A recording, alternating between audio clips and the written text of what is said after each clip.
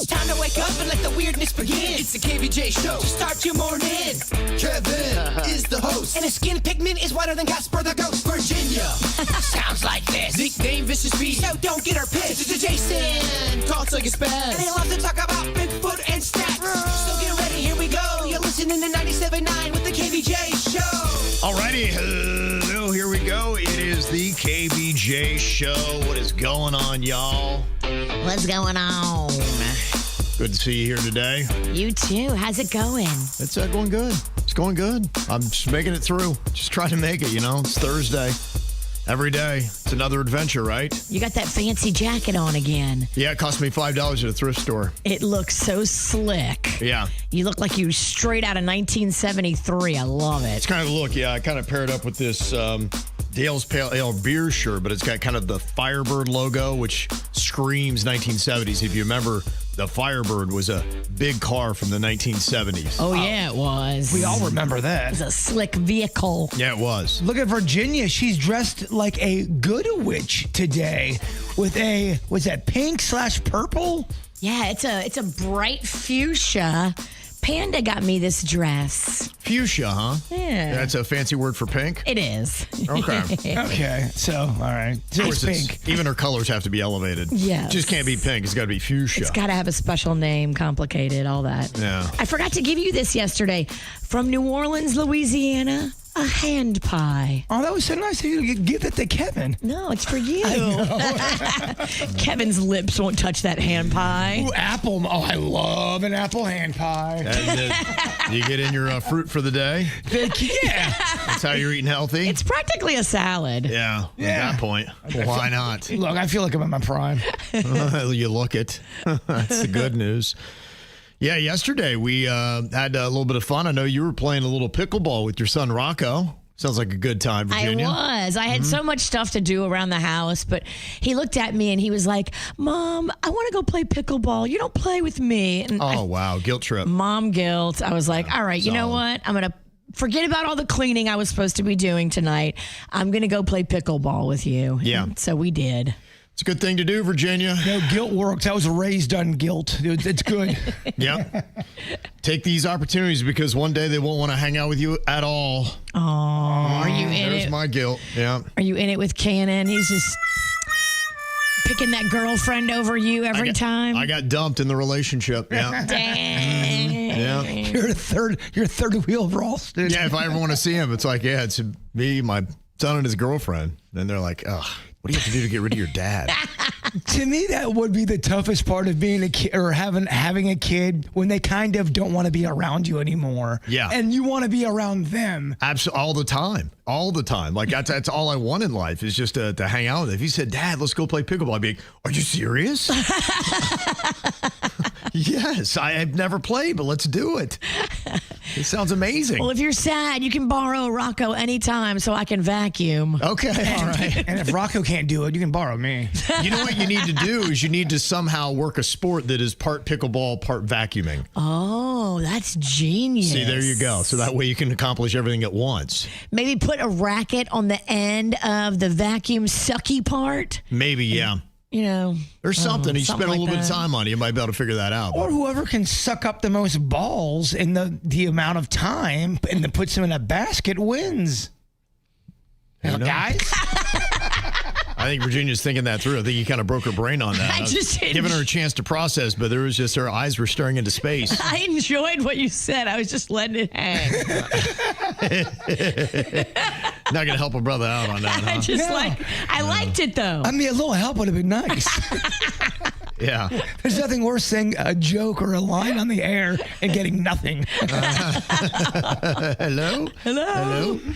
Now, I'm trying to figure out exactly how this situation worked out, Jbird. You'd sent me this little clip here, and it says, are reader meter people supposed to make an appointment, or are they lawfully allowed to just walk in your bathroom? Well, I was curious. In your bathroom. I didn't have my readers on. It should have been backyard, not bathroom. Because I was like, wait a minute. Big difference. Yeah, okay. So I was like, wow. When you get these emails from Jbird, you're just like, I've never had this happen in my life. Could you imagine sitting on the toilet and There's the reader meter? Or you walk in and he's on the toilet? Oh, my gosh. No, I was asking that because I remember back in the day when a meter reader would come to our house, they never came announced. No. And all of a sudden, my mom would just see a man outside our yard and get freaked out. I remember one time, he kind of looked like he wasn't part of FP&L or a meter reader. He looked a little shady, so she called the cops just to see what's going on over here.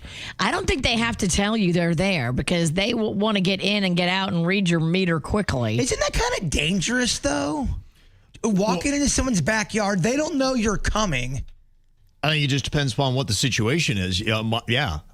Some houses, we have privacy wall, and so you got gates. So I've never had anybody go in my backyard. I don't think my meter's back there, but... Where is your meter? Do you know? No clue. I've never read it. Don't even know if I have one. Hopefully I'm getting everything for free. That is embarrassing when someone comes out and they go, so show me where your gas tank's at. I'm like, I actually got to call my dad to see where my gas tank's at. Yeah, we always have service people who show up and I'm like, I have no idea. You ask my wife. Dude, like, you're going to have to find it on your own. Yeah. Where do you think it would be? Let's play a game. You probably know more than me. Why are you asking me? Right. I have no clue. I'm like, Look at this face. Do I look like I know about meters? I can't turn on the AC, dog. Yeah. You think I know where my meter is?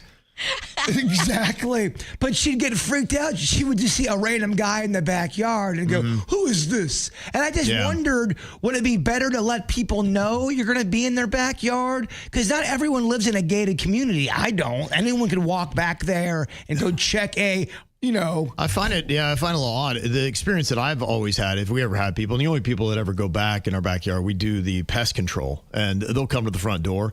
We'll do power cleaning or something like that, pressure washing, and they always come to the door, they knock, and I let them in the backyard through the gate and all that. That is not how the people that owned the house before me had, I guess, a bug system I didn't know about, where they had people going back in my yard. There was one day I was laying on my pizza floaty, and I was naked as a Jbird, just taken in the sun, and all of a sudden, buns up or buns down? Oh, buns were down. Oh, no. Oh, wow. And Okay. I was quite Your exposed. sundial was out? So this You're guy roasting just the wiener, huh? Well, he just walked in my backyard. I'm like, what is happening right now? Who are you?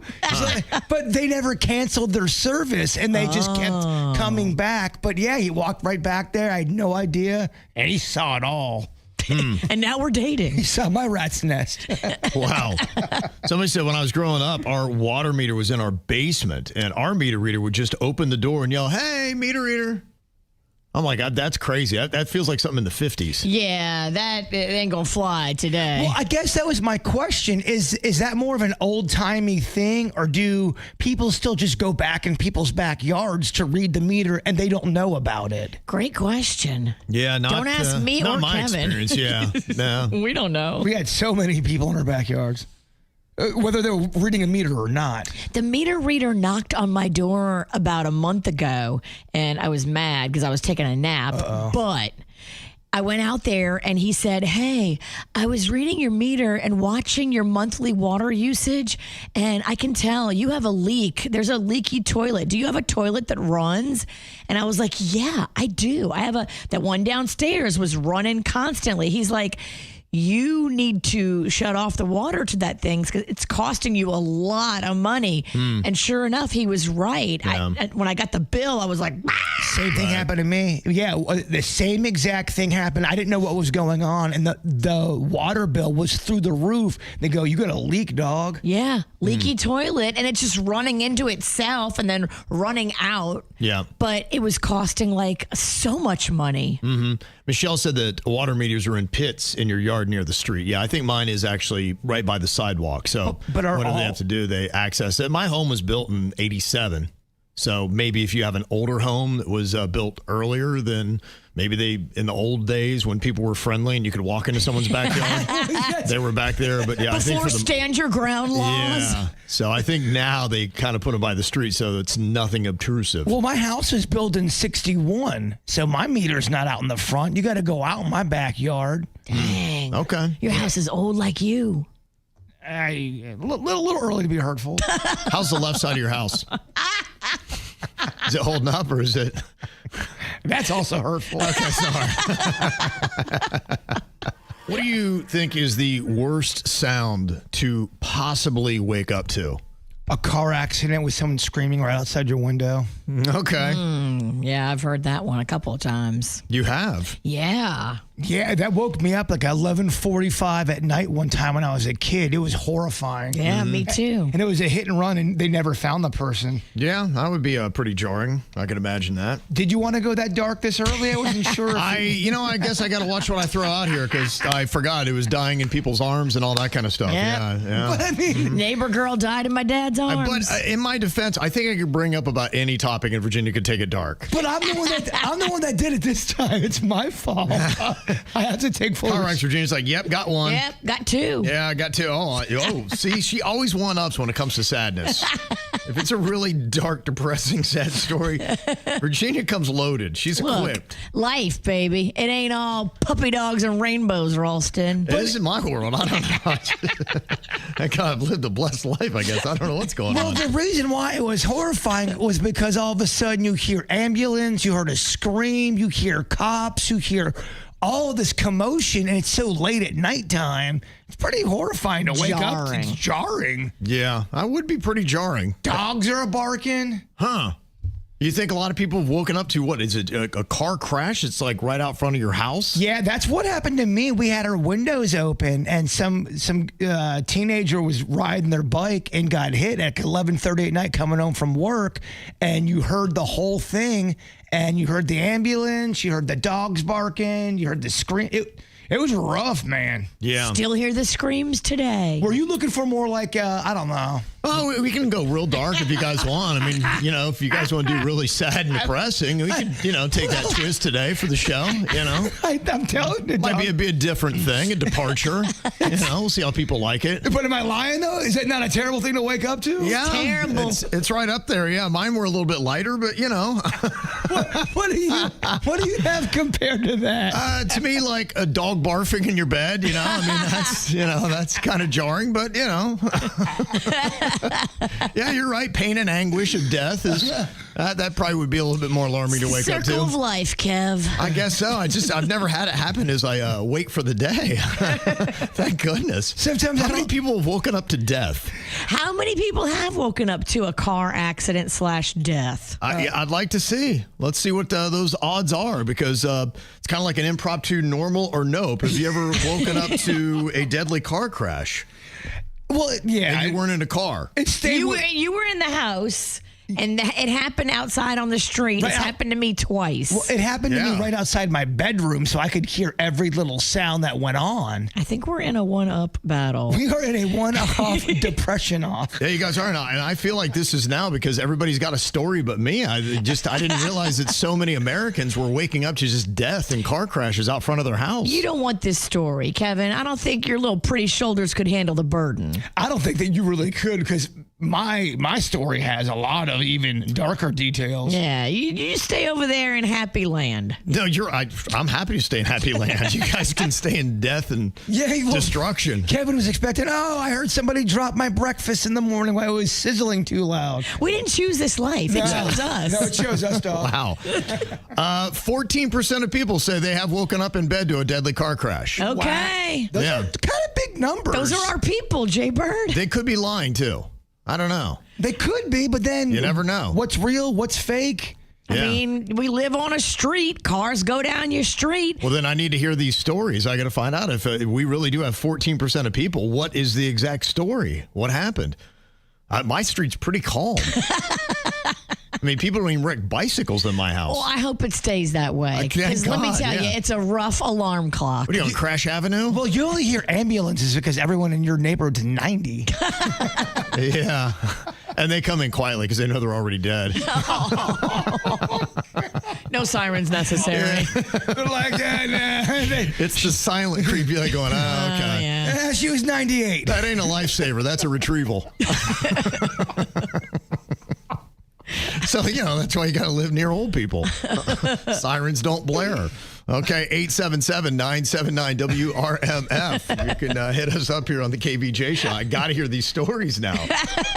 They're out there, Kev. Apparently so. 14% of people have woken up to a deadly car crash while in their house. And also, be careful what you ask me in Virginia. Yeah. Yeah, I never thought that was going to take that dark of a turn that fast. It always seems like we're kind of just a little bit on something, doesn't it? A lot, actually, yeah. Not something. Hey, look, this is my authentic self. I don't care. I'm sober. I swear, I'm just crazy.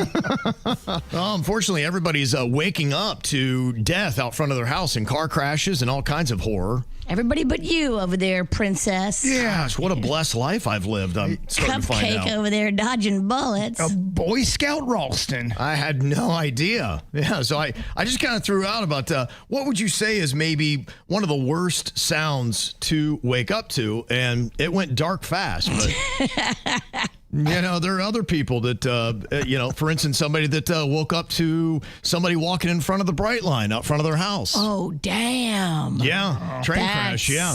That's rough. So now we've created a one-up. Yeah, a one-up. Who's got the most messed up story? Bright line's pretty horrific, y'all. Oh, I mean, you just heard like the kaplow and oh my gosh, the horror of that, huh? That's tough. You're right. That's terrible as well. Somebody woke up to the sound of fire and people burning alive in their neighbor's house. Oh my gosh. And as a result of arson. What? So, yeah, mic drop. I can't beat any of these. You're right. My dog barfing story is not even close to these. It's so weak at this point. At this point. Barfing. At this point. I'm not sure what you thought you were going to get from this crew. Not this. Look at him. He's so sweet and innocent I know, over you're there. Right. You never know. Just like I said, it's a fun little challenge. I need to keep bringing things up. Be like, okay, how can we take this dark? Dude, your two partners over here are insane. And Denny's one of our partners too, but he's not in the insane category. Well, something tells me, though, he could go dark. We could bring him quick. Oh, I bet you any money Denny's woke up to death. Denny's, do you have a horrifying I woke up to death story? So not death, but I woke up, it was me and my ex-girlfriend. We woke up to a domestic dispute next door at an apartment complex. Oh, damn. And it was pretty rough to where my ex-girlfriend called the police on him. And then the next day, the guy comes out and he goes, I know you called the police on me, and threatened us. Oh! Wow, so this guy is just going through life threatening everybody. Huh? I go, technically, my girlfriend called the police on you. So kick her ass. Right. Clearly you like beating women. Hey, look, I wanted nothing to do with this dog. She's going to be way easier to fight. Wow. But yeah, he threatened us the next day about it. Dang. I mean, that's a pretty solid entry. It's a great story, Denny's. That is pretty good. Wow. No puppy barf like Kevin brought. Kevin, do you now feel insecure? You don't have a... No, I feel like I like being on this side. Yeah, he's living a charmed life. My head's clear. I sleep well. I don't worry about waking up to death. Oh, it's never happened. I hope it never will. No, we don't wish that on you, Pumpkin. No, I woke up to my dog died between my legs, but that was a silent death. So that's pretty horrifying. That's sad and terrible. Sad. It was an old dog, though, right? Yeah, it was an old dog that just, that's where he chose to take his last breath, was between my legs. So nothing like What does that say about your testicles? Must be very pleasant down there. Maybe I didn't shower that day. I don't know. Maybe he saw the light. One deep breath of ball sweat, and he just took him right out. Yeah. Dogs seem to really go for the crotch. They do. He was kind of a crotchy dog. He just was always drawn to it. He died how he lived. Okay. Yeah, he did. I respect Ralston's death story. Yeah, That's pretty... So I've had death happen between my legs, but it was silent. So like I said, all the death around me is quiet. People just kind of slip away in the night.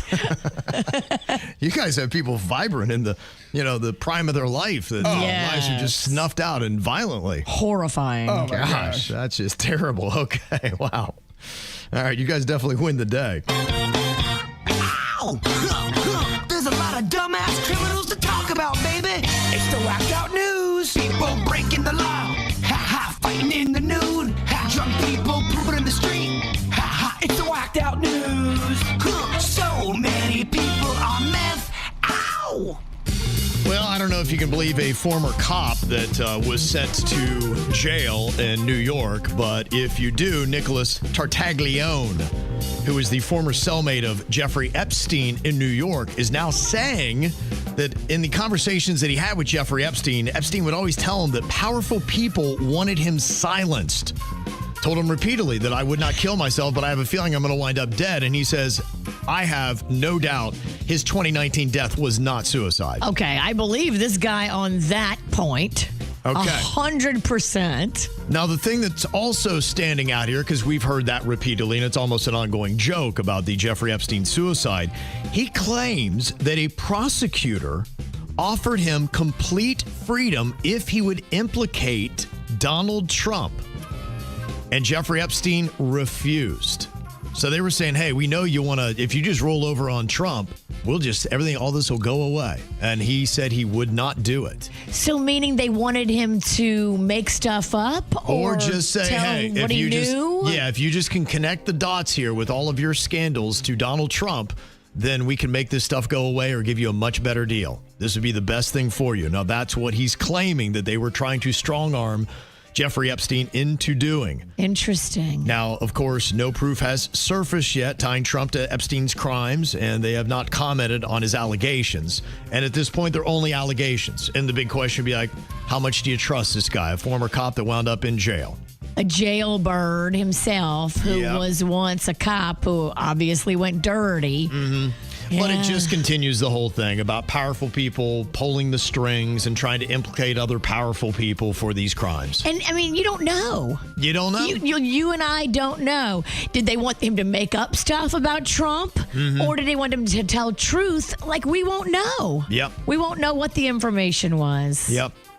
Well, a crazy little crime that happened at old Harper's Pub in Port St. Lucie early Tuesday morning. Now, I can't tell you all the time I've been in arguments about chickens and eggs, but this one. I can't tell how many times I've been in an argument at a pub in Port St. Lucie. Yes, it does happen. It makes sense, doesn't it?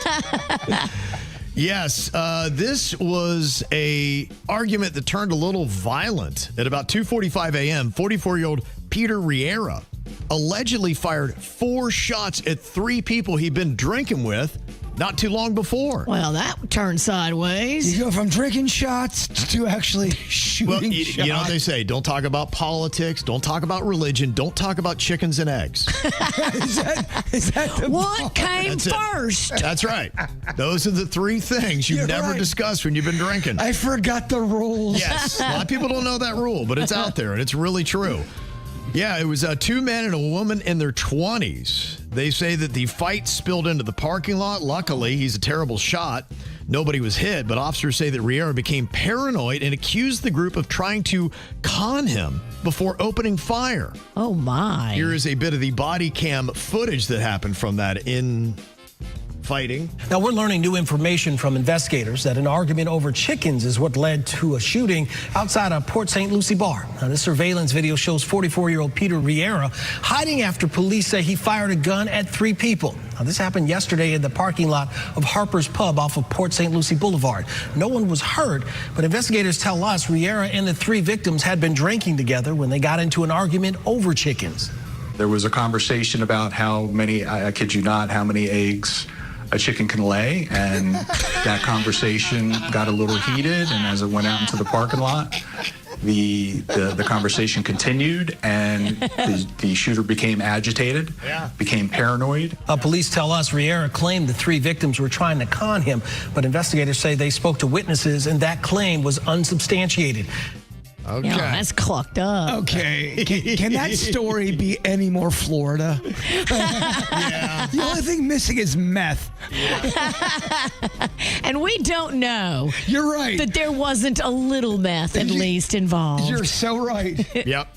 Another fight here was 72-year-old Florida man Alfredo Brindis, who stormed into the restroom at a Publix in Overtown. He saw that somebody was using the stall, and he began to bang on the stall door. Why? Demanding that he come out. And the guy did not come out. I don't blame him. But he wasn't leaving fast enough, and Alfredo was not messing around. When you got to go, you got to go. Am I right? Aren't there multiple stalls? There's only one? I don't know. Not sure how the Publix in Overtown is laid out. Never taken a Duke there. But how uncozy of a pooping is that while you're going number 2? Oh, my gosh, Someone's yeah. banging on the stall. It's terrible. Like, what is going on Well, here? I'm really not coming out now because I don't know what kind of squirrely dude I'm going to face on the other side of this door. Yeah, so Brindis actually pulled out a knife and started waving it at him aggressively. The victim ran out, flagged down a cop. The officer then confronted Alfredo, who admitted that he really needed to use the restroom and that the victim did not move out of his way, so he took out a knife. Thankfully, nobody was hurt, but Alfredo was charged with aggravated assault with a deadly weapon. And see, that's why you don't poop out in public. Wow. Pooping in public is a scary game. It's a risky game. Well, apparently being in the bathroom line in Texas is not any safer. They say a fight broke out at a Bass Pro Shop grand opening after two guys started arguing while in line for the toilet. Oh, damn. This could go down because a lot of burly, like big dudes go to Bass Pro Shop. Every time I'm in there, it's like a man's man is in the aisle next to me. I'm like, oh, you a tall drink of water. It is. And that's why I was so shocked at how unimpressive their fighting was in the video. It should be better. Terrible We expect punches. more out of two men at Bass Pro Shop. They look like guys that had never been in a fight in their life. The punches were absolutely terrible. No one is inflicting any kind of damage. Some guy is on his back and he's kicking up like little kids do. Like, look, what is going on here, what guys? a terrible fight. Terrible fight. Be embarrassed about that. They're used to fighting fish, not people now. Yes, man. Crazy. Here's a little bit of the melee.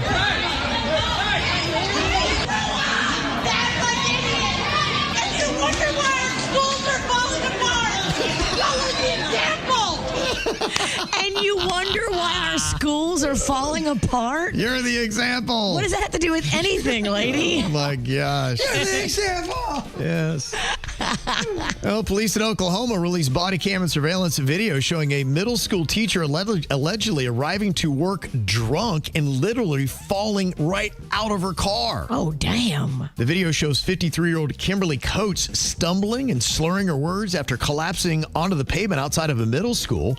Officers say she'd driven to campus with a blood alcohol level nearly 3 times the legal limit. Oh, damn. Coates reportedly told police she'd had a few the night before, but denied drinking that morning. I mean, how hammered were you the night before if you're still this wasted the next day? She's lying. She had some this morning. Well, she was fired. Oh. Who are you talking about? You? Yeah, I don't want to blow either. An Illinois mother has been arrested after allegedly having a baby with her 14-year-old daughter's date to a school dance. What? Robin Polston was taken into custody and charged with 2 counts of criminal sexual assault and 2 counts of child pornography possession after DNA tests confirmed the teen was the baby's father. The 14-year-old teen boy? Oh, what a terrible mom. That was dating her daughter? Yep.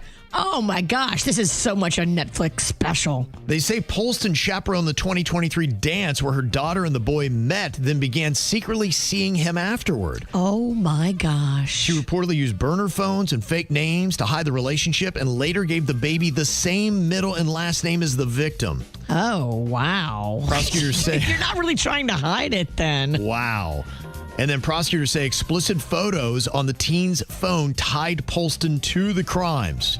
She's looking at 15 years per charge if convicted. There's some crazy stories out there about all that kind of stuff, man. It's insane. What's going to happen to the baby? Yeah, that's a really good question. I mean, how weird would that be if you're her daughter and now you're raising your mom and boyfriend's child? I think she's too young. I don't think the state will give her the baby. No, she's Maybe 14. His parents.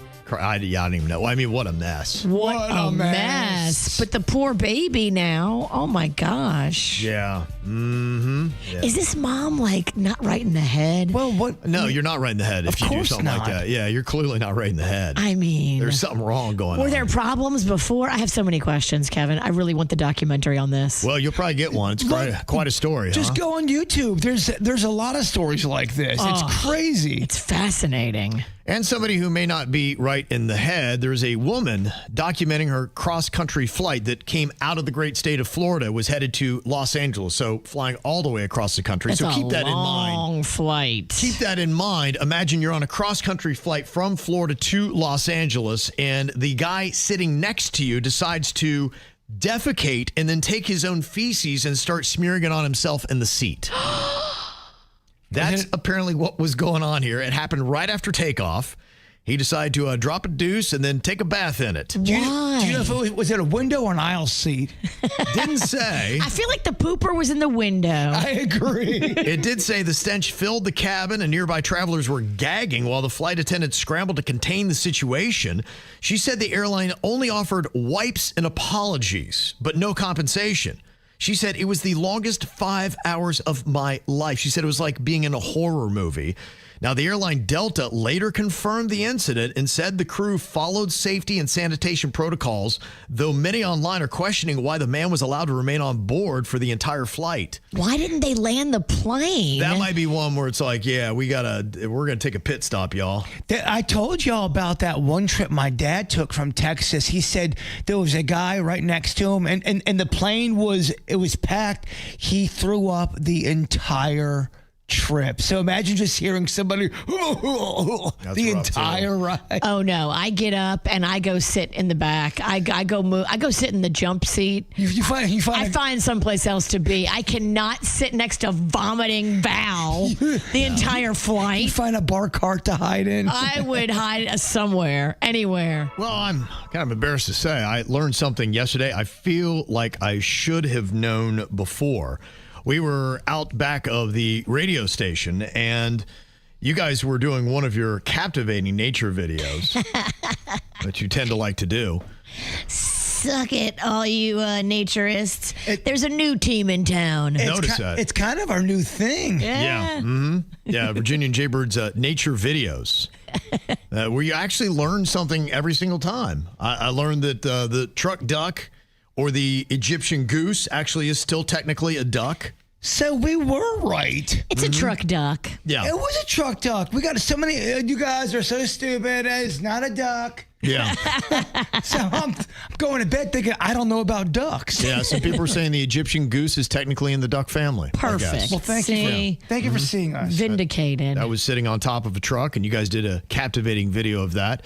And then yesterday, there were a bunch of iguanas, as there are. I think almost any standing body of water in South Florida now is just going to be full of iguanas. And I guess I figured out why there were so many iguanas next to the water, because he was there, and you're like going, hey, this will probably get 5 views. I'm like going, it'll get more if he whips his tail at me. Have you seen that where some of these guys will come up next to the iguana and they will whip that tail fierce? I mean, it's nasty. This one guy's taking the pain and he's having huge. You could see the line. It looked like he was whipped by a regular whip. Those tails are no joke. That would have been a great ending to the video if that iguana would have whipped Kevin. Yeah. Look, the iguanas, when they first got here, they were startled, they were scared, they were nervous. They have become humanized, and they do not sweat humans like they used to. You're right. Yeah, well, this one, I came up and tried to get a little bit close to it, see if it would whip me with his tail. You were looking for a whipping. And it took off and went running and jumped into the lake. And I'm like, oh my gosh, I thought he just offed himself. I'm like, what is going on? Did he commit iguana suicide? I'm like, am I that terrifying that this thing would be like, you know what? Instead of dealing with that guy, I'm going to take care of him. I'm going to drown myself in this lake. No, he went in, and then you see him a second later swimming away. I'm like, I had no idea that iguanas. How did I not know that? Oh, he wasn't only swimming. He was doing the backstroke, and then he winked at Kevin. Well, amazing. First, he went down deep, and we couldn't see where he was. He's underwater for a good almost minute. Yeah. He was underwater like a scuba diver, and then he pops up, and he's way on the other side of the lake. I'm like, damn, he can swim. People got to give us a little grace here. Iguanas are kind of new to us. Yeah, their invasion in South Florida, it's been 5 years that they've just really taken over, where maybe you would see one here or there. But yeah, if you go back 2 decades, you're not really seeing any iguanas. I mean, now they're all over the place, and now I'm just learning. And now I get why I always see them by bodies of water. They apparently love to swim and are great at it. Swimmers. And I feel like they are getting so much bigger, longer, and fatter. Well, the one yesterday looked like a little mini dinosaur. It did. It was big. Yeah, they are, and I think they are getting bigger.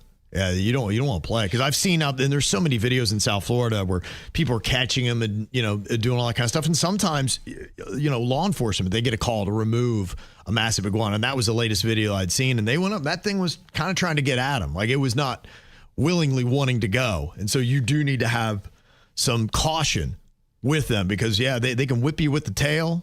They can turn and bite on you. Oh. And they can also swim like crazy. There's a rumor that some weird guy back in the day fed some iguanas down in Key West pizza. I know this guy. Ever since then, they went just crazy. They followed you here. They've come north looking for pizza. They hitchhiked. They got on the back of the van that you took home, and that's what got them to South Florida, further up north. They got bigger and fatter because they got addicted to pizza. Yeah. So, yeah, I've been around for a while and just learned that iguanas swim, and they swim great. I saw a video, too, where somebody else said that drivers with sunroofs need to know about a drain that comes with a sunroof. Do you know this? Was someone going to tell me that if you have a sunroof, there's a sunroof drain? And if you don't regularly check it, you could potentially flood the interior of your car? Because no one told me, okay? All of this is wet. And then I go on Reddit, and the people of Reddit are like, yeah, if you have a Subaru, this is like something you should look out for. This is the first time I've ever had a sunroof. Now, I've never had a Subaru. Is it just Subarus that do a sunroof drain? I don't know. I've never heard this before. Never heard of that either. I'm like, is this another one of those things I'm just ignorant to? I've had one sunroof in my life, and I had it for about a week. We did a stunt, and I didn't have a sunroof anymore. It got broken. It curved, like it dipped down. So every time it would rain, I'd forget. I'd put my sunroof on, and I would just get soaked with water. Yeah. Turns out those things aren't supposed to curve inward. Yeah, and you should never stand on top of your truck.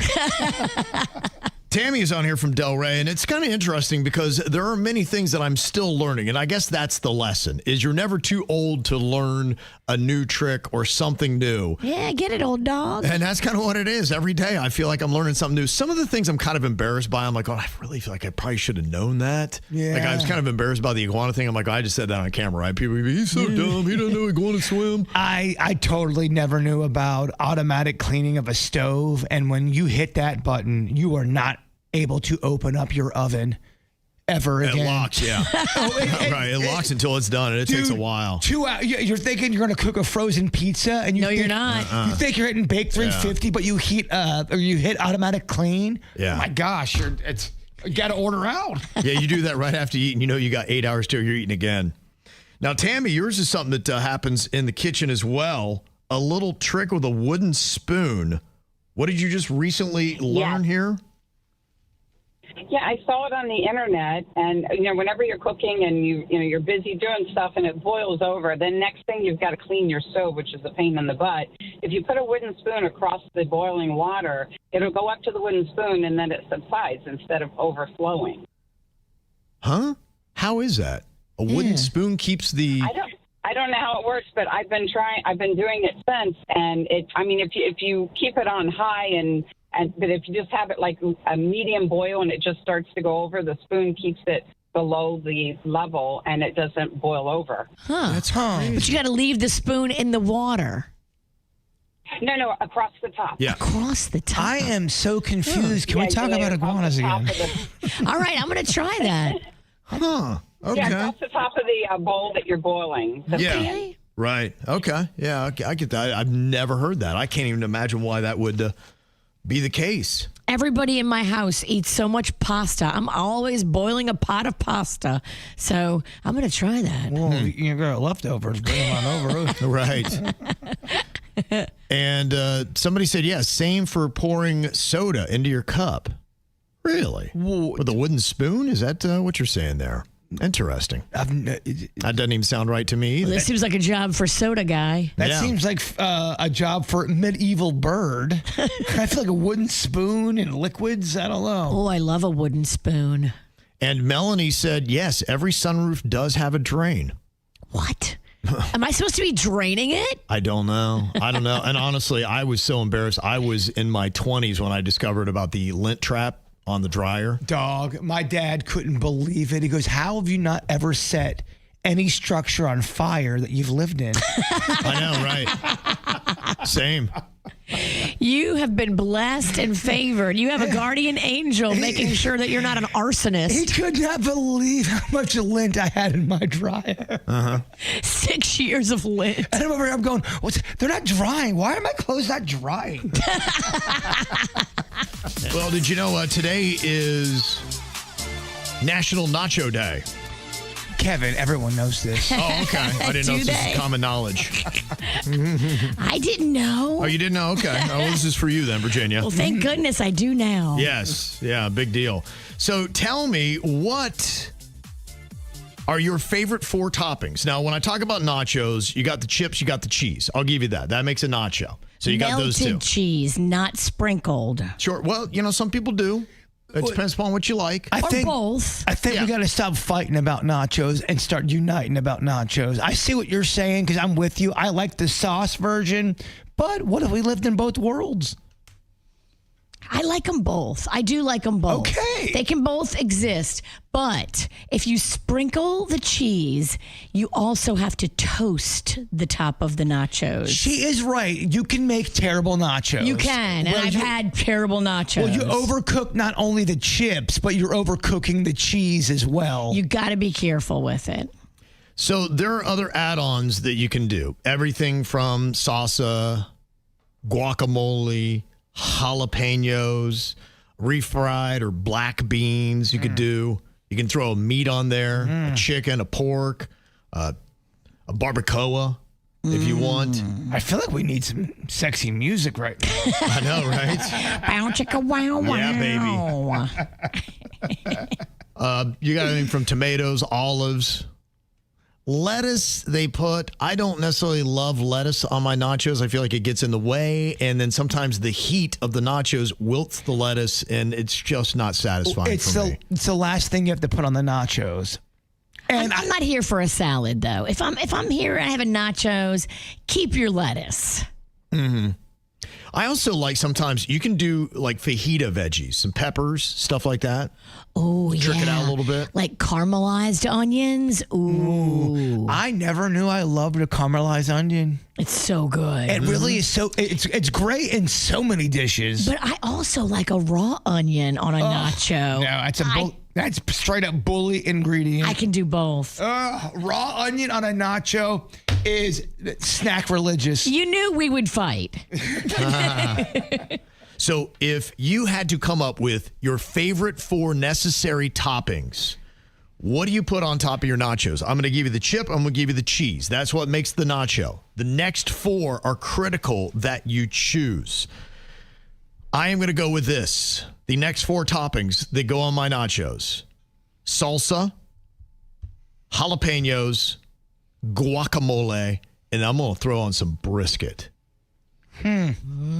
We are different people. Yeah, absolutely. I figure we would be. And we're going to not agree. None of our nachos are going to be the same. And that's what's good. We'll let people vote on whose nachos they would want the most. Virginia, what are your favorite 4 nacho toppings? Okay. First, we start with guacamole. I don't want avocado sliced. I want actual guacamole. Okay. With citrus and everything in there, cooked properly. I also want Louisiana Gulf blackened shrimp. Oh, boy. Then I want green onions. Okay. Then I want sour cream. Okay. Those are Virginia's nachos. Bird, your 4 toppings. What do you do? I struggled with this. We know you did. I'm going to go black beans. Okay. I'm going to go diced tomatoes, but that are flavored, really fresh, sliced and diced, but with like a little bit of flavor. Like a Rotel tomato? I didn't say salsa. I meant like a good just tomato. I know I'm going to get crucified for this one. Lettuce. Okay. And then a chipotle drizzle of sorts. Okay. That's Bird's nachos. Interesting. Denny's, you a nacho man? What'd you say? If you had to do some nachos, I give you the chips and the cheese. You've got 4 toppings to put on top of it. What goes? So I think we're going to have a lot of crossover, but guacamole's a must. Yep. I pepper and onions. I love pepper and onions on nachos. Okay. Yeah, I didn't get to that. That would be on my list. If I could have more than 4, it would make the cut. I need them. And then refried beans, I think, go great with nachos. Okay. Peppers, huh? Do I even know you, bro? Peppers and onions grilled are so good on nachos. I actually have grown to really love certain kind of peppers. I'm not sure which ones they are, but the ones that are sweet and they're really cooked. They're called sweet peppers. Okay, well, you don't have to be so. I mean, you're the worst Italian ever. You're being so stuck up right there. I mean, you said the name as you were like, I don't know what the name of them is, but. Can I have my head back? We can add that to the list of things you just learned later in life. What do you call these? They're peppers, but they're sweet. Sweet peppers? Dude, the only pepper I knew for the longest time was Dr. Pepper. Which goes great with nachos, by the way. It does. Okay, so we're letting people vote right now. Who has the best nachos? Adding 4 toppings to it. Whose would you go with here for National Nacho Day? And where would you go for nachos? Do you have a place that you think does the best nachos? If you're going out to get them. Kitchen. I think nachos are one of those things that you can make way better at home than you would get in a restaurant. All right, everybody go to Virginia's house today. It's Nacho Day. And here's what I love about Virginia in the kitchen. She's quite humble. I know, right? Ain't nobody got better nachos than me. Suck it. Your nachos suck. Aside from your kitchen, what is the restaurant that everyone can go to where you can go get the best nachos? Who has them? I've seen Twin Peaks has very good nachos. Okay. They bring those out. Flanagan's does nachos pretty solid. In fact, those are usually the kind of places that they don't mess around. Miller's Ale House, decent with their nachos. Sometimes I can feel like a bad girl, and I like a movie nacho where it's not the best cheese, she's not the best chip, but I'm in a mood to be a little bit just kind of raunchy. No? No, I agree. Do you know what I'm saying? The movie theater up by me, the Sinopolis, they actually have really good food. Sometimes those, like, I don't know, concession stand nachos can fill a void. Yeah. Mm-hmm. Well, the voting right now. We know you're low budget. Exactly. We're talking elevated nachos, and you bring concessions. I grew up in Lake Park. Okay, according to what we gave for our 4 toppings for our nachos, I got 48% of the vote. Wow. It's the salsa. Salsa, jalapenos, guac, and brisket. Yeah. And I felt like you were a good orator. You sold it well. Okay. Virginia got 20% of the vote, second place, and Jbird and Denny's tied at 16. It's my boy. Mm-hmm. I kind of want to make all of our nachos and then do a nacho taste test. Ooh, what's that called when everyone brings a potluck? Oh man, a nacho potluck. Now that, first of all, it's gonna get a little farty. Nacho potluck Friday. I'm so in. I'll cancel everything. Dude, everybody knew you were in. You don't even need to say it. No doubt. We got to get Kevin. Yeah, no, that would be a tough get. Flanagan's is getting the most love for the comments that people are saying. If you want to go get nachos today, Taco Dive, which a place I got to go check out. I'm hearing great things about Taco Dive, and they've been getting a little bit of love about their nachos. El Camino, they do fantastic stuff. In fact, Mercedes, she said their brisket nachos are the best nachos. Ooh. Yeah, and garbage nachos is pretty much throwing the whole kitchen sink at the whole nacho plate, right? I love garbage nachos. That's beans, meat, everything, right? I love that. Taco Craft is getting a little bit of love for the Ale House as well. So, and people are saying I got the votes because of the brisket. I think people really love a little brisket on their nachos. I respect what you did there. Mm-hmm. Oh, yeah. I like everything you did except the salsa. I don't love salsa on the nachos. I like more of a cheesy sauce. That's why you lost. Yeah. She loves a cheesy sauce with eel eye in it. Yeah. Eel eye nachos. Is this going to be a makeup or a breakup? We are in cuffing season right now, where a lot of people get into relationships for the holidays. So maybe you might want to decide if you need to go through the holidays with somebody or if you're better off alone. And that's what this person's trying to decide, because their boyfriend of the last 2 years is making a stand that makes her question whether or not they need to continue to be in a relationship through the holidays. This will be their second Thanksgiving together coming up. And she said, last year, I attended his family gathering. I met everybody for the first time, but it was all great. So this year he asked me, well, what do you want to do for Thanksgiving since we did my family's last year? And I immediately told him, I said, I want us to go volunteer somewhere and serve others. And without hesitation, he looked at me and he said, that's a horrible idea. Aww. At first, I thought he was joking. And then as I pushed a little bit more, I realized he was not. He said, look, he's like, it's holidays. It's a happy time. That's beyond depressing. He said, we should be celebrating the things that we're thankful for. But I fired back and I said, well, that's exactly what I want to do. I'm expressing that I'm thankful for having all of these things by giving them to other people that do not. And I want to serve those who are less fortunate, try to make their day extra special because we have been so blessed. He looked at me and he said, yeah, I guess, feel free. I'll just be at my parents' house. Let me know when you're done. Does this mean he is heartless and not ready to be in a serious relationship?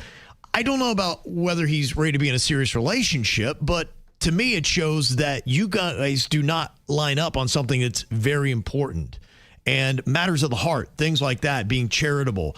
You should have a common heart for that. And if somebody not only is not willing to participate and follow you down that path, but they make it difficult for you and almost make you feel bad for doing it, discouraging you to not do it, because now it's going to be something you'll have to do on your own and you break apart for the holidays. I think it says everything you need to say. And to me, this would be a breakup. I just don't think that we're equally yoked on this. Well, he doesn't have to go if he's not feeling it in his heart and he wants to go and have his holiday the way he's always had his holiday. But he doesn't have to also talk trash about it. He could be encouraging of her and he could be more positive about it and like, oh, babe, wow, that's so awesome that you do that.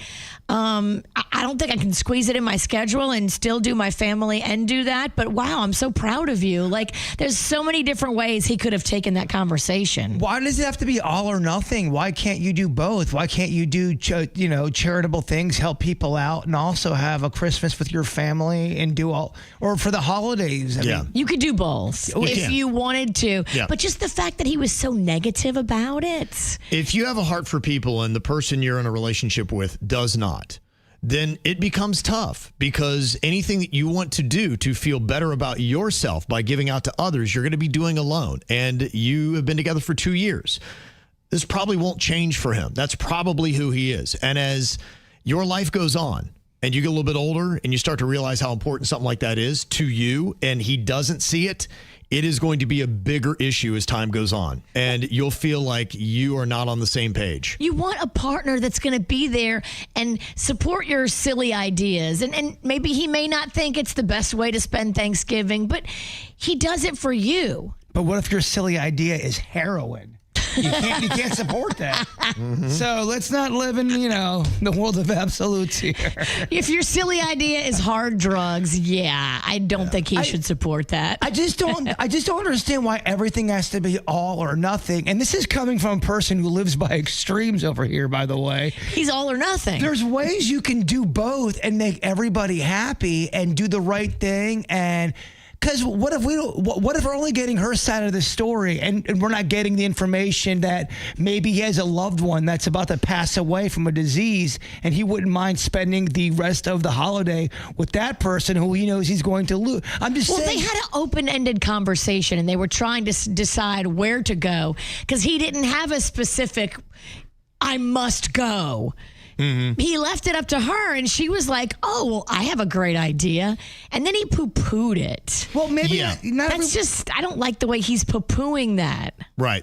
Look, he can respectfully be like, you know what? I don't know. That's just, I'm not there yet. That's but I'm not happy my thing. for you, babe. Yeah, right. I want you to do what makes you happy. Like, he just handled it wrong. Well, he attacked it. Yeah, he made fun of it. And if you want to do something nice for somebody else, and the person you're with attacks your charitable heart, that's something that truly doesn't appreciate who you are as a person. And that's what I don't like about it. Now, one comment in the chat said, some people rather would spend time with their actual family. And if this is a breakup for you, this is pretty ridiculous. But I think these things do matter. I think you have to be aligned when it comes to your character issues. And this, to me, is one of those pillar things about your beliefs on charity and how you like to serve other people. And if you have a heart for that, and not only have somebody that does not, but they attack your heart that you have for other people. And make you feel silly. Right. I don't like that. And that's why, to me, I'd cut bait right now. And this would be a breakup for me. I just need more details on everything and how was this presented. It's tough when we get one perspective on something.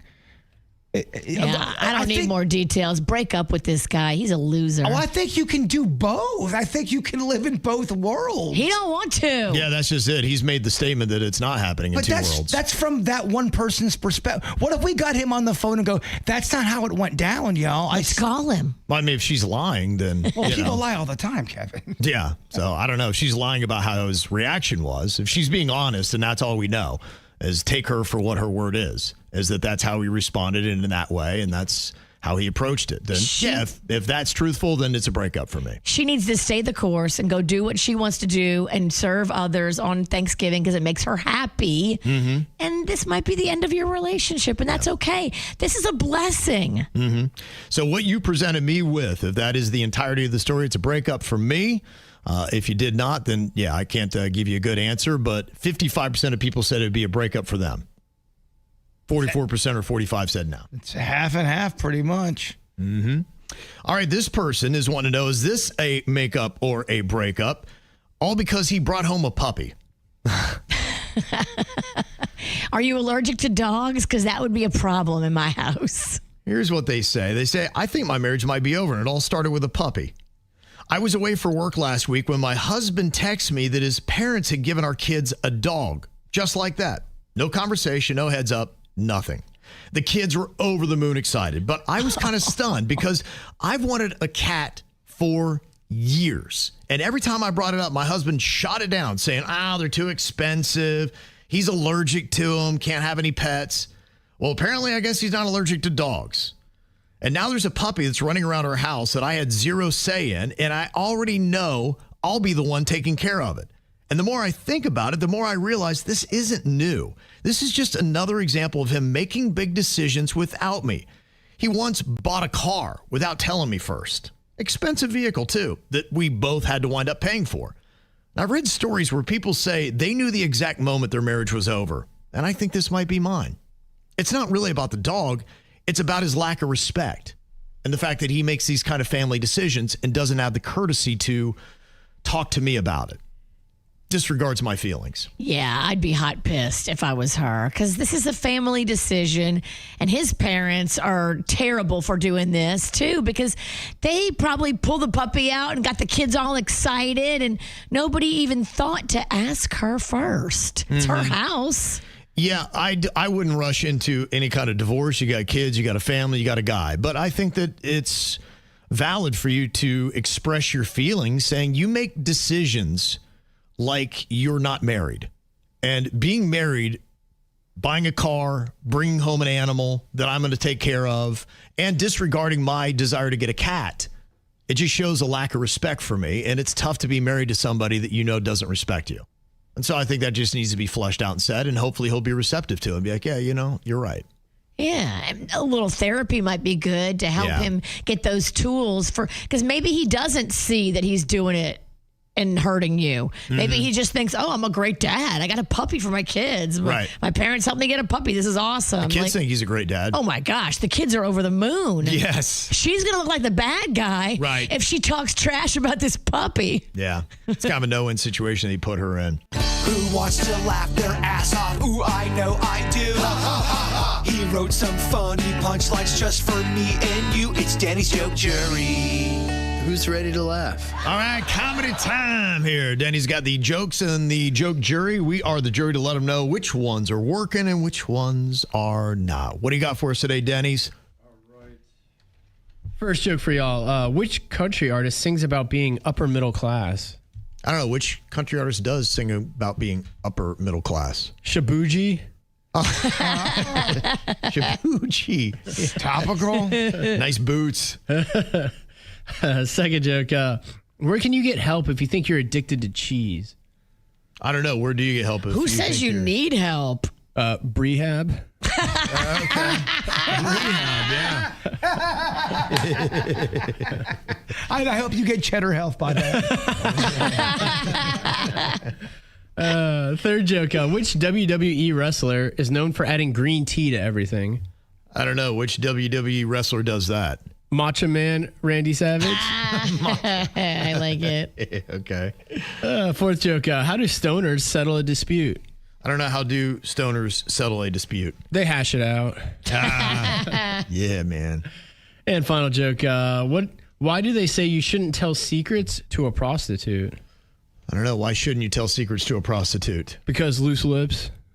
Oh, yeah. Sick chips. That's all you got to say. Loose lips. Yeah, baby. Very nice, guys. Very nice. All right, here's the majority rule. Do you answer like a majority of other people in this studio? That is the name of the game here today. Some strategy goes into it. Sometimes that strategy does work. Sometimes it does not. You try to think like somebody else here on the show, and then they throw a curveball at you. You got to try to think like somebody in the beginning, Kev. And I'm going to be all up in that brain today on you, my man. Okay. He's coming for you, cat brain. Okay. First off, I want you to name for me a ski resort. Okay. Got myself, Virginia, Jbird, and Denny's all answering here. And write down one. What are you going to go with? I wrote Breckenridge, Virginia. What do you think? Give me a ski resort. I just wrote like the Old Faithful, Aspen, right? Oh, gosh. Isn't that like the old one? Yeah, Aspen's great. You have Mount Ajax there. Oh, look at you, Denny. You're very global. Well, I used to live in Colorado. I'd go to Aspen, Steamboat. What's better, Aspen or Breckenridge? So it's tough. I used to live right by Breckenridge, so that was probably the one I went to most. Dude, he did cotillion school. Aspen's pretty far from Colorado Springs, but it's way swankier. Much nicer. Well, then it's very fitting for me to pick. All right, Jbird, what is your ski resort? Colorado's the skis knees. Okay. The skis knees. It doesn't even make any sense. What are you talking about? I've seen snow once. And Denny's, what did you write down for a ski resort? I should have did something in Colorado. I don't know why I didn't. I did Big Sky, Montana, just because it's like one of the famous ones. Yeah, I went Breckenridge for you. And that's why I said the strategy of trying to answer like somebody here on the show, it never works for me. We're just getting started. Yeah, okay. Warming up. All right, well, Come on, I've never been skiing. He's mad. okay, next up, give me a soda flavor. Oh, God. Soda flavor. Yes, soda flavor. Okay. What are we going to go with here?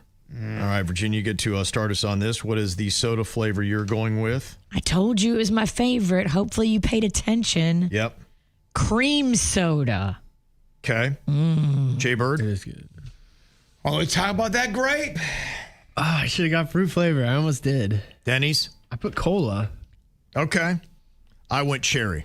Oh, we didn't match again. No. Wow. Doing terrible here today. Oh, my gosh. I should have went cola. It's just such a popular one. Look, I've never been skiing. I'm a little rattled. You've had soda. That I've had. All right, give me a celebrity couple. Celebrity couple. All right, who are we going with here? Okay, Jbird, you get to start us off. What is the celebrity couple that you're going to name off? Fred Flintstone and Wilma. Okay. Denny's? I guess Barney and Betty. No, I'll do, I did Taylor Swift and Travis Kelce. Solid one. I went to Dax Shepard, Kristen Bell on mine. Virginia? Because I heard you talked trash about them when I was out. No. Dax Shepard and Kristen Bell. Yes. A Virginia. match. Finally got a point here. Yes. I thought Denny's would go Flintstones with me. Okay, next up.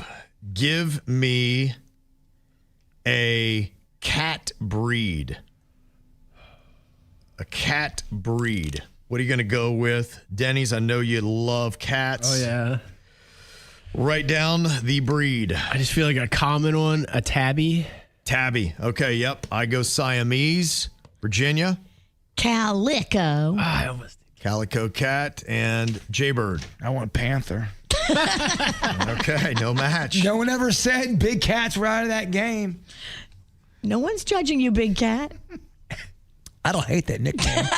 Yo, Big Cat. I like that. Big Cat Pennington.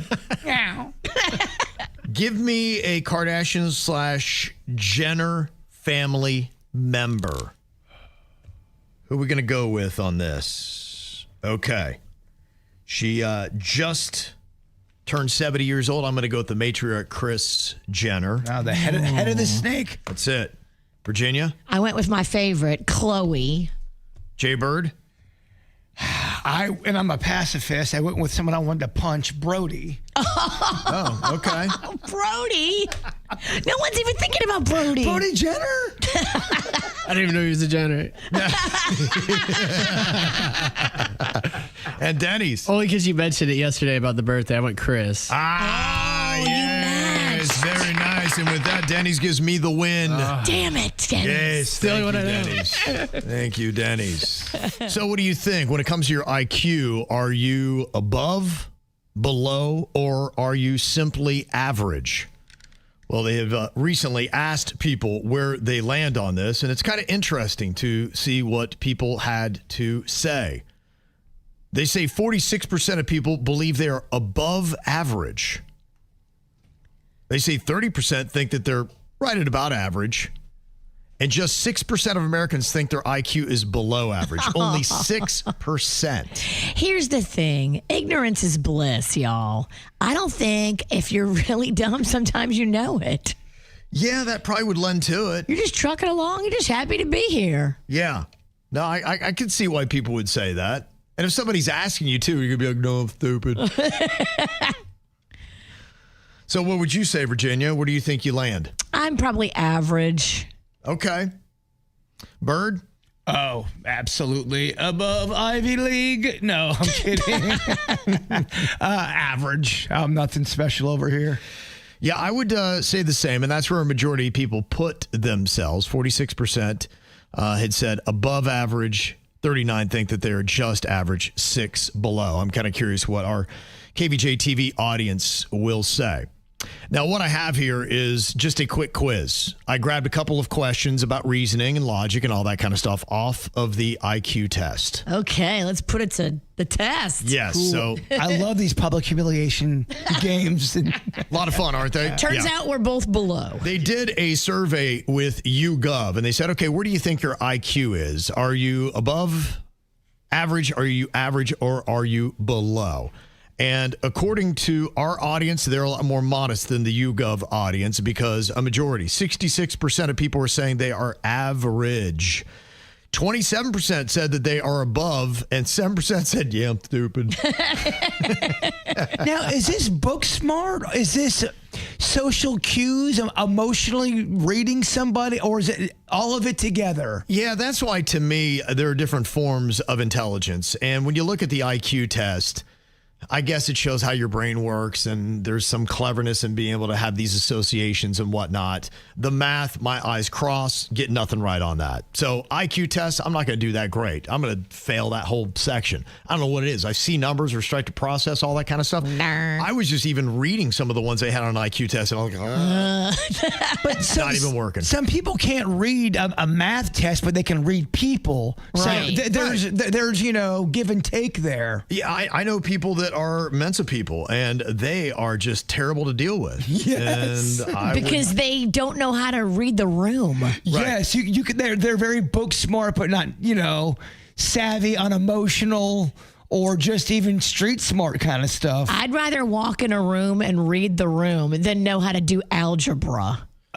Amen. Who cares about algebra? Solving for X? No, you solve for X. I'm going to be over here having cocktails. Unless you really need algebra to make the world better, then we need them. I've never used algebra. Well, that's because you dumb? I couldn't use it. Believe me, I'm so bad at algebra. I can't even deal.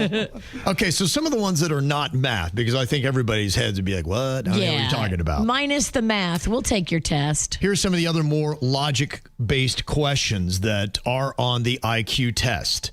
Choose the word that doesn't belong, and I will have you write down your option. I'll even give you multiple choice. Okay. To make this more enjoyable. Right. I already hate this. I got it right. No, I gotta look stupid. Penmanship counts. Choose the word that doesn't belong out of these 4. Tulip, daisy, rose, and oak. Tulip, daisy, rose, and oak. What are you going with, Virginia?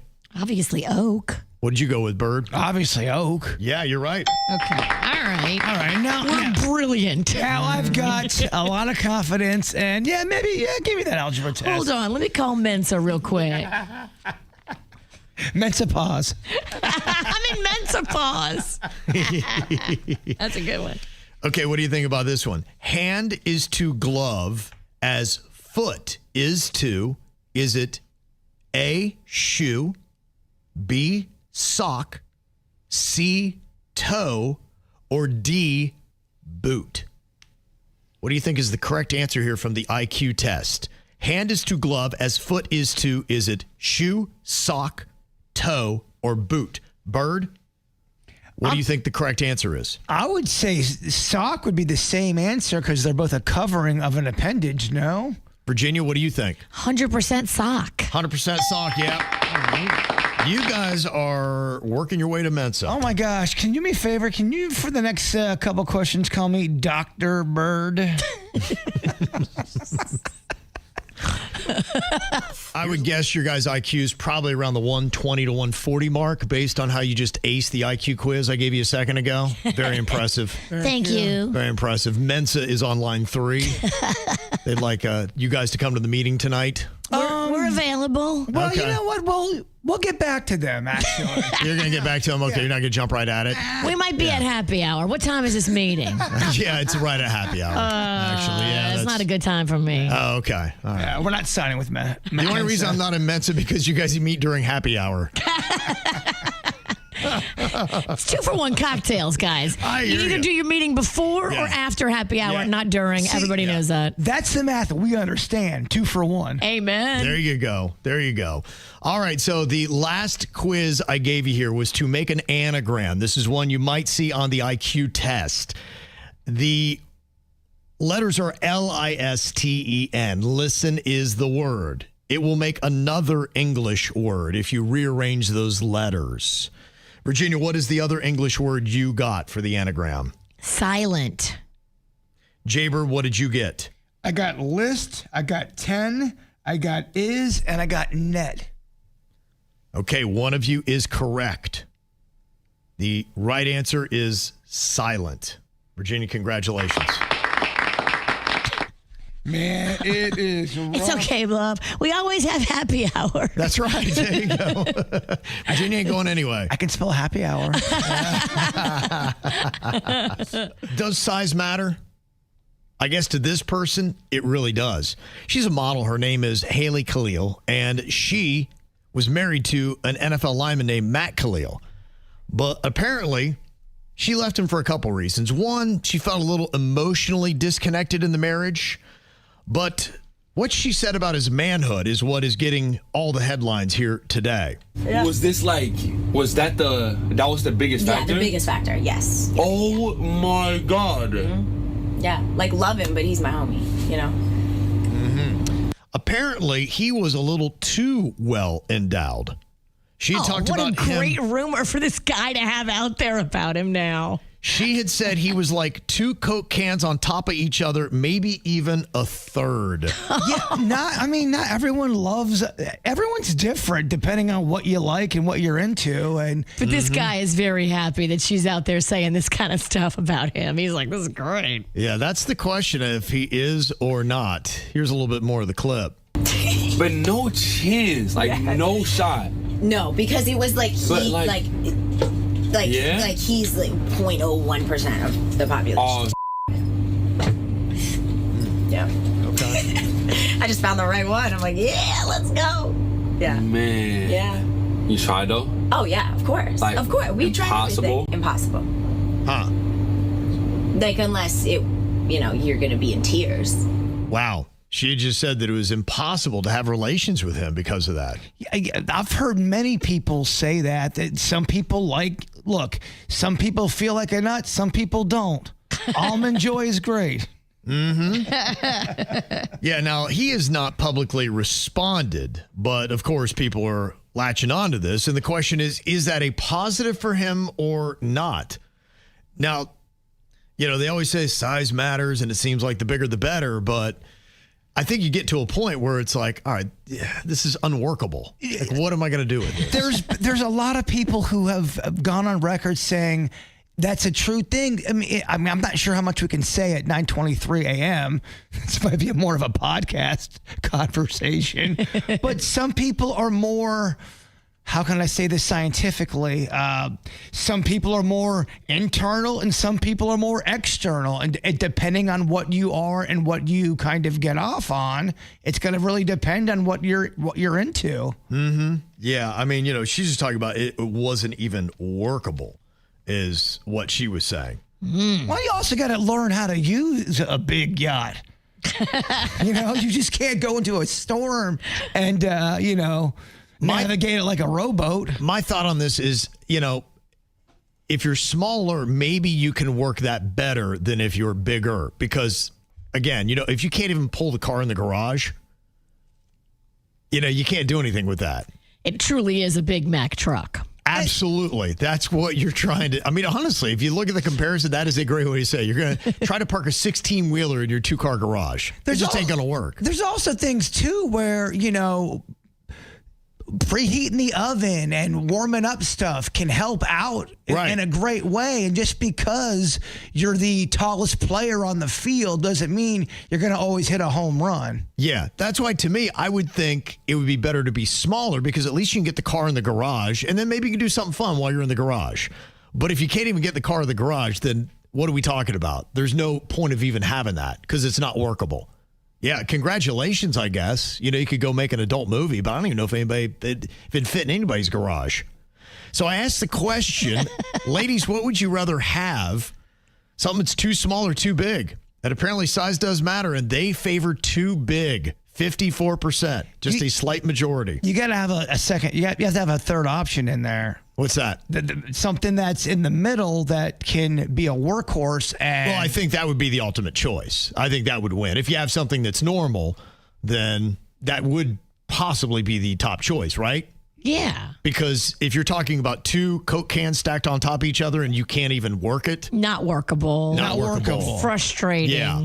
So that's why I'm saying of the 2 extremes, which one would you rather try to work with? The too small or the too big? And apparently they'd rather try to work out the too big. And but it's close. What kind of athlete was he? He's an NFL lineman. NFL lineman. Got it. So he's already a big boy. When football doesn't work out, there's always OnlyFans. I guess so, right? Just for the freak factor. You'll have that football money for quite a while, hopefully, if you play it right. But if it ever runs out, yes, take him to OnlyFans. Apparently so.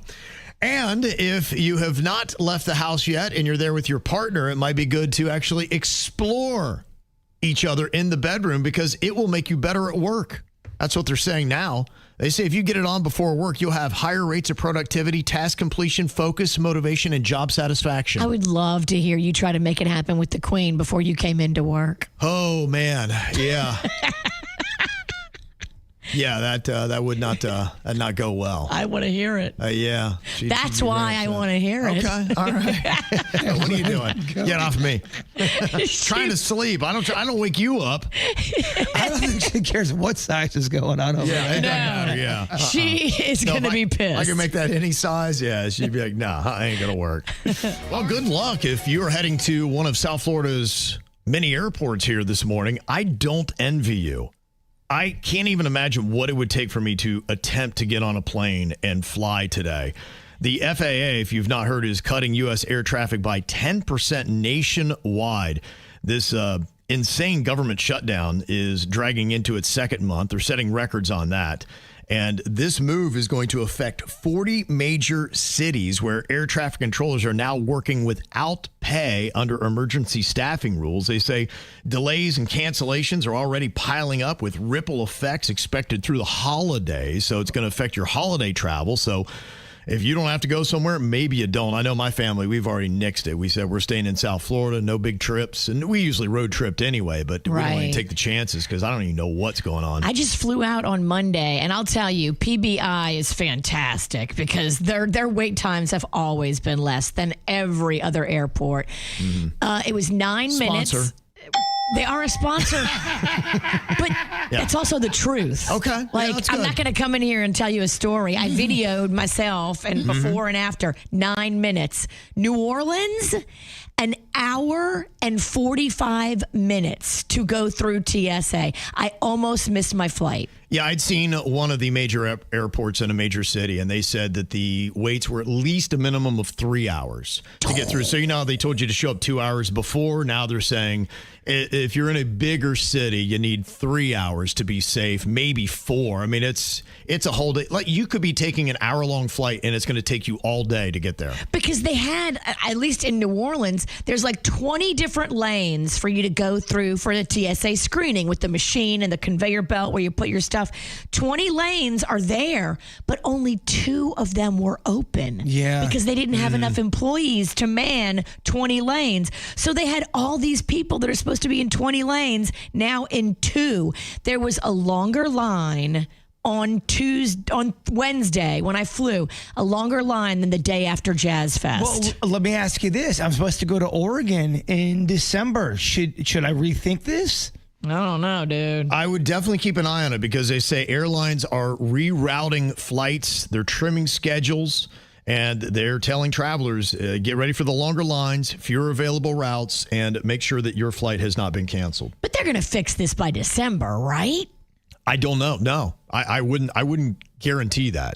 I don't. At this point, I don't understand what the heck is going on because it just feels like they've disregarded what we feel and what life is like. I don't think the people in Washington care. They really, it's unbelievable, like what is going on right now. Are you telling me I have to change my trip from going to Oregon to maybe I have to drive to Vero Beach? For my road tripping might be a better choice. Okay. I love Vero. If it's still going on, but I mean, goodness, you're talking about a whole month and a half away. Like, really? They can't figure it out in a month and a half? The way they're going, I wouldn't bank on it. I don't even know. Like, I've never seen our political system so dysfunctional where they just can't even work together to do what's good for the country. And so it's dysfunctional. They've failed the American public, and we're having to deal with it. So your holiday plans might be greatly affected. And this is the video I'm seeing. A lot of people in the chat room. I'm seeing Chicago, Miami, Atlanta, people that have flown through all those airports. And they're saying that everything looks like it's a nightmare. But I am hearing good things about the airport in Vero Beach. So if you're flying out of Vero, it's good news. If I'm going to Vero, still efficient. I'm driving there and I'm staying there. Small airport is the way to go. Yeah. But here, the thing that always kind of rattles my brain, since I've been on this rock, I've never seen things so divisive, but I didn't live before other things that could have been divisive. Are we in a time where this is the worst the country's been in quite a long time when it comes to such division? Or was there other stuff? And I'm not talking about olden times. I'm saying in the 1900s. Yeah, they're on unprecedented territories for government shutdowns. You know, they're getting to the mark that, we've never gone this far before. And, they're talking about different political things, taking steps that have never been seen. And you just have two parties that hate each other so much that they've not come to a point where they can govern efficiently. And anything from SNAP benefits with your food to your travel to everything else, they're really failing the American public. Doesn't it feel like when you watch some of these political clips, and I'm talking on both sides, there'll be like a 45-second clip you see on social media,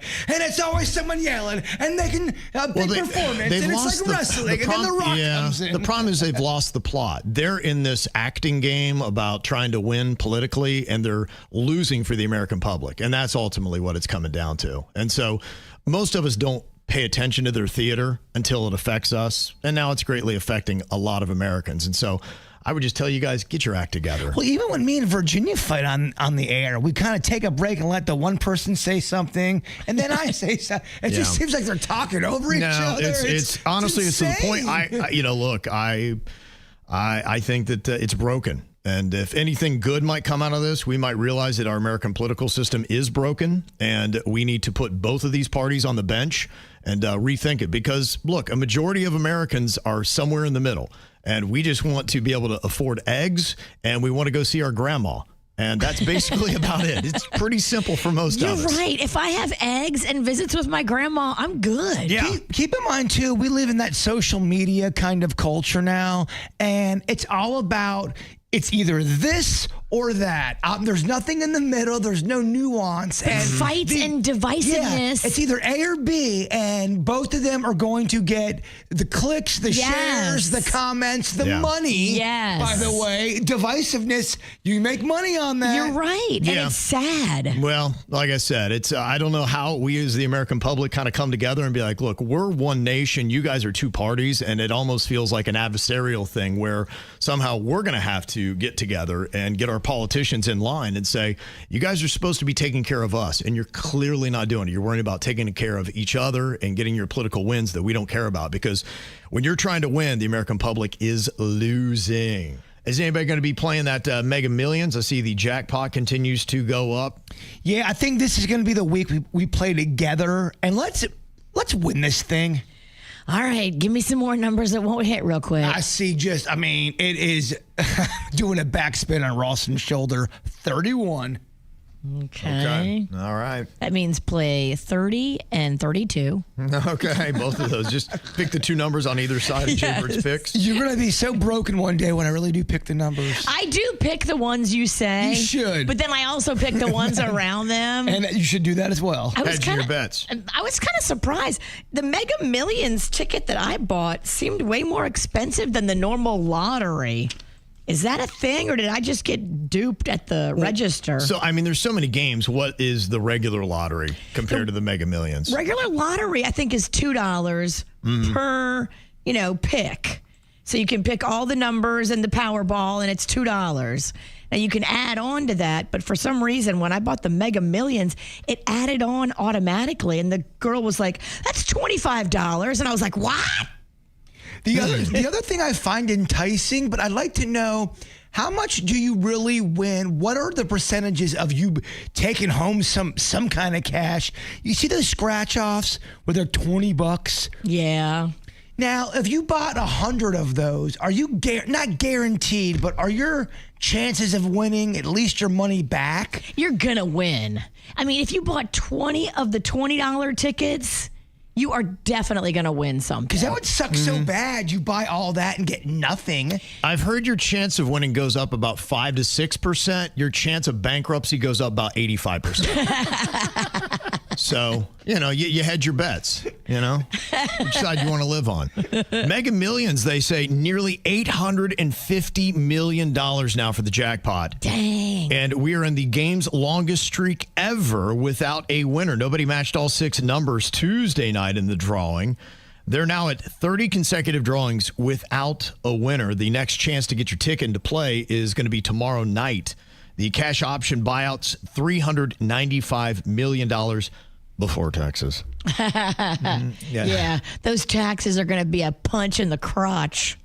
They say if somebody hits this, it's going to rank among the top 5 largest jackpots in U.S. history and the biggest Mega Millions prize of 2025. Wow. Yeah.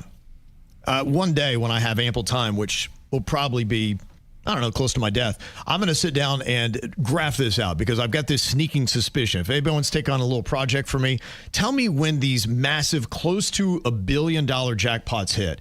Put the dates on them and just see how far back that goes. Because I've got this sneaking suspicion in my head that I can't confirm without doing the analysis on it, that I feel like about every 6 months, and they rotate. Mega Millions has a turn, and then the Powerball has a turn.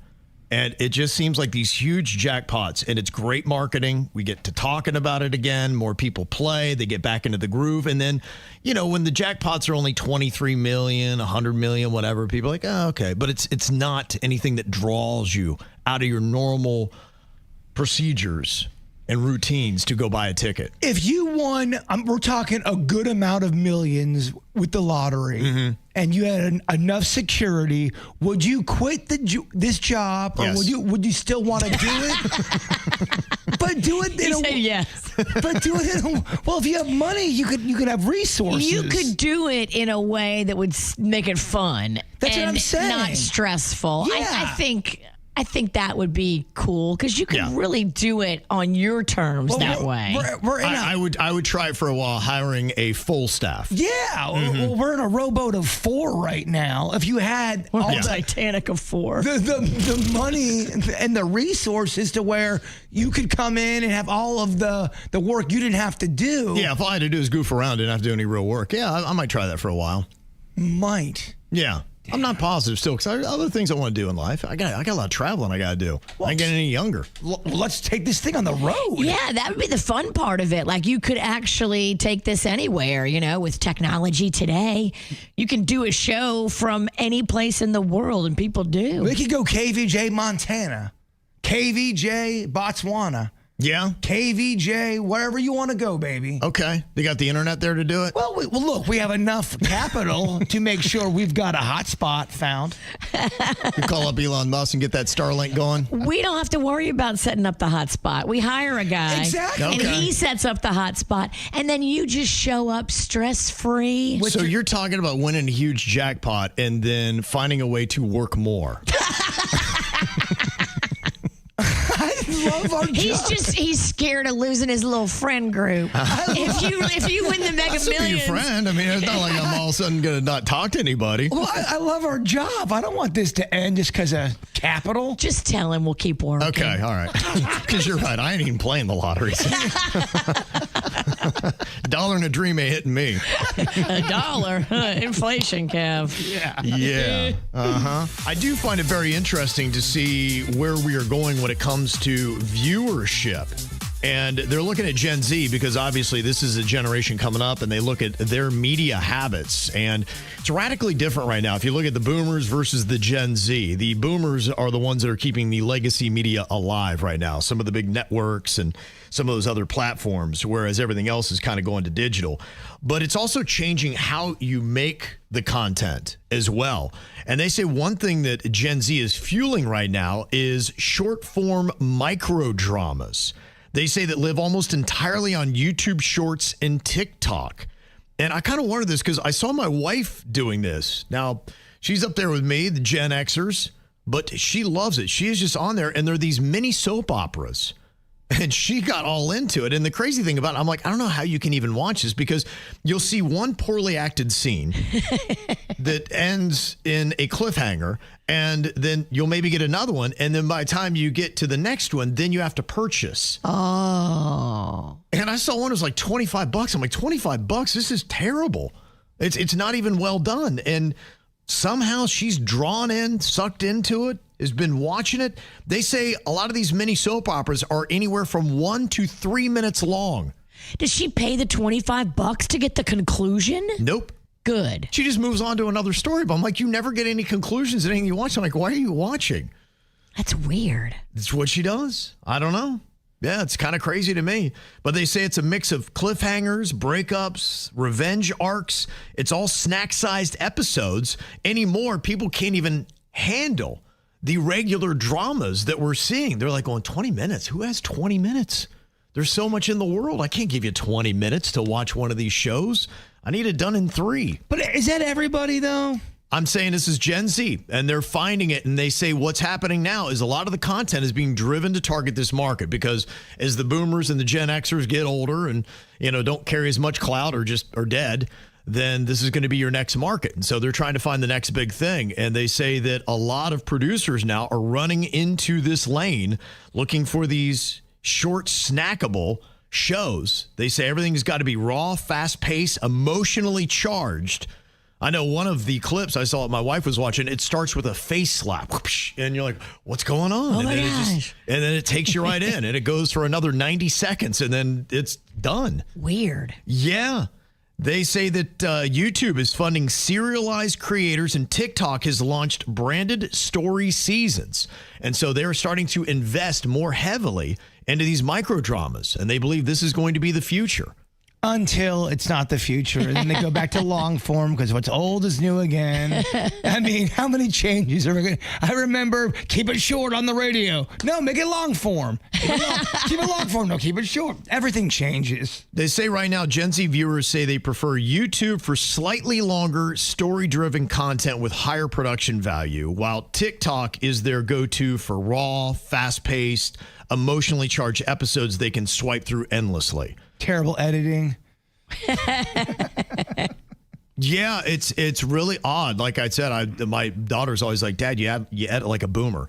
And so I didn't What do you want me to do? I am who I am. When you do some of the, and look, I thought, I'm like, I'm getting better at this. I got slick little production thing. She's like, it's overproduced. It's like, there's kind of a raw essence to it, I guess, that you don't want to produce too much. I don't know, dog. And I'm just telling you what they're saying with the stories. I can see where they're throwing the money. I see they're producing this stuff, and I just know what my daughter's telling me. So stop with the fancy edits. Well, there's a limit to it. There's a limit to it. Okay. And she could explain it to you. But, when I do see a lot of the videos that she watches and whatnot, it is minimal. It's not overly produced. It's not a big, a lot of big flashing sweeps and all this kind of stuff. Yeah, I put up something yesterday, and I'm surprised. I checked it this morning. I'm like, wow, that should not be doing that well. And it was a little bit more raw, right? It wasn't. There was nothing. Right. There was a nothing burger because I had to go play pickleball with my kid. I didn't have time to make it look good. Right. Yeah, and so some of those things seem to be rewarded. It's so weird. That I agree with, but I think it's kind of like a syllabus. I think that there are some people, even in the Gen Z era, still do like long form stuff. Yeah, and they're saying they go to YouTube to watch that. And so they do. So they are watching. It's not that they won't watch anything at all over 3 minutes. But for TikTok, they like them fast. They like to go through them. YouTube will go for some of the longer stuff. But, and this is what it is right now. And you're right. The one thing if you spend any time on social media, trends change quickly, and so do algorithms. So as of this week, this is where they're putting their money, is into microdramas. So fascinating. That's what they say. So that's where I guess the entertainment is going at this moment. What are you thinking about? What are you thinking about? What's on your mind? Are you thinking about? What are you thinking about? What you thinking about right now, Jbird? I know I talk about it a lot, but I want to see if anyone can top this. I ordered some burgers for me and my friends, okay, on an Uber Eats kind of a thing. Yes. And they bring all the burgers over. And they've got cheese, they have everything, but not one burger had a bun on it. So you had all these burgers that I ordered without a bun. Isn't that bizarre? Is it something that you pushed where you put no bun? Nope, I checked. We all double checked it. They just did not bring buns on the burger. Huh. I know. And I do like hearing when people order something and they get something very bizarre back. Because you go, how did that happen? Maybe they saw a big order that came in at the same time of yours and they had no bun and they just got confused. Maybe the other order got your buns. But don't you think that's weird, though? That's like pizza without the sauce. It is pretty weird. How do you package that and nobody goes, are we sure we don't need buns here? Because there was definitely buns listed on there. Huh. Yeah, I'm wondering how many people now get burgers without buns. I mean, I know for people who do the keto stuff. A lot of people, myself included, don't want all that bread. Mm-hmm. I'm telling you, I had 4 people look into it.